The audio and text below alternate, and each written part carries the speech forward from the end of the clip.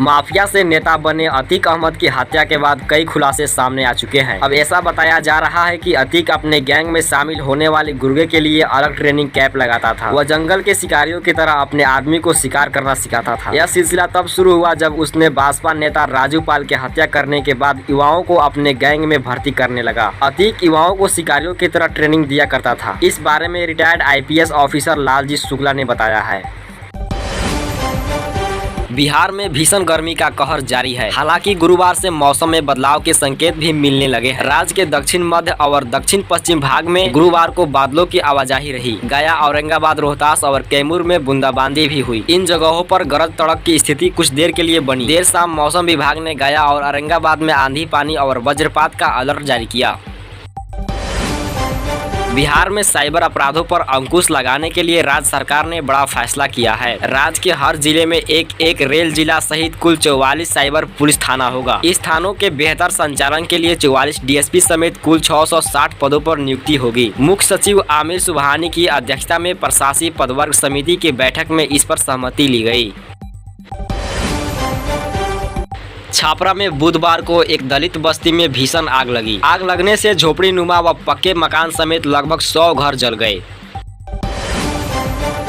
राज्य सरकार विदेशों में पढ़ने जाने वाले छात्रों को 50 लाख रुपया तक शिक्षा ऋण देगी। इस संबंध में शिक्षा विभाग ने प्रस्ताव तैयार किया है। इसके तहत देश के अंदर बड़े संस्थानों में पढ़ने के लिए 10 लाख तक और समान शिक्षा संस्थानों में पढ़ने के लिए 4 लाख ऋण मिलेगा। हालांकि कुछ संस्थानों के लिए इसे 12 से 15 लाख तक करने का विचार किया जा रहा है।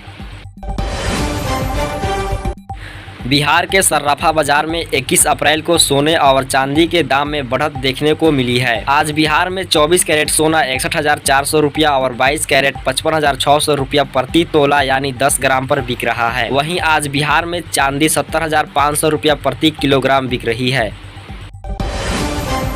लोकसभा चुनाव 2024 के मद्देनजर बीजेपी के लिए बिहार एक अहम राज्य है। बीजेपी ने बिहार की 40 में से कम 36 लोकसभा सीटें जीतने का प्लान बनाया है। इसके लिए पार्टी ने तैयारी शुरू कर दी है। बीजेपी का फोकस मुस्लिम बाहुल्य क्षेत्र सीमांचल पर है। यह RJD और EIMIM का गढ़ माना जाता है। 2024 में सीमांचल की 4 सीटों पूर्णिया, किशनगंज, अररिया और कटिहार में कमल का फूल खिलाने के लिए बीजेपी ने पूरी ताकत झोंक दी है। खास बात यह है कि यहाँ के मुसलमान को रिझाने के लिए पार्टी ने खास प्लान तैयार किया है। ईद के बाद सूफी संवादों के जरिए बीजेपी सीमांचल के मुसलमानों को अपने पालों में करने का कोशिश करेगी। प्रधानमंत्री किसान सम्मान निधि योजना की 13वीं किस्त समान किसान को मिल चुकी है। अब किसानों की अगली किस्त यानी 14वीं किस्त का बेसब्री से इंतजार है। मीडिया रिपोर्ट के माने तो केंद्र सरकार 14वीं किस्त को लेकर गंभीर नजर रखी हुई है और जुलाई तक किसानों के खातों में अगली किस्त आने का उम्मीद है। हालांकि अभी तक केंद्र सरकार की ओर से कोई आधिकारिक बयान PM किसान की 14वीं किस्त को लेकर नहीं आया है। किसानों को सरकार की घोषणा का इंतजार है। आपको बता दें कि केंद्र सरकार के किस्त से आर्थिक तौर पर किसानों को मदद मिल जाती है। B.Ed CET का रिजल्ट जारी हो चुका है। ललित नारायण मिथिला विश्वविद्यालय ने बिहार B.Ed का रिजल्ट जारी कर दिया है।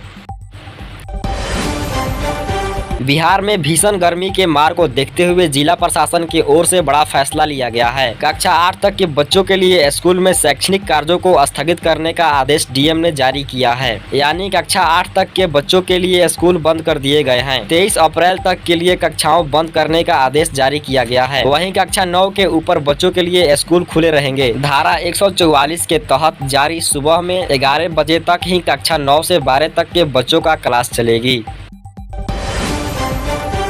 बिहार में प्याज की कीमतों में भारी गिरावट दर्ज की गई। आपको बता दें कि प्याज किसानों के आंसू निकाल रहा है। किसान 2 से 3 रुपये में प्याज बेचने के लिए मजबूर हो गए हैं। वहीं मंडी के भाव के बात करें तो मंडी में प्याज की कीमत 7 से 8 रुपया किलो है। आम लोग बाजारों में से 18 से 20 रुपया किलो के भाव में प्याज खरीद सकते हैं। राजधानी पटना के बैरिंग रोड चौराहा पर 20 रुपया किलो के भाव से प्याज मिल रहा है।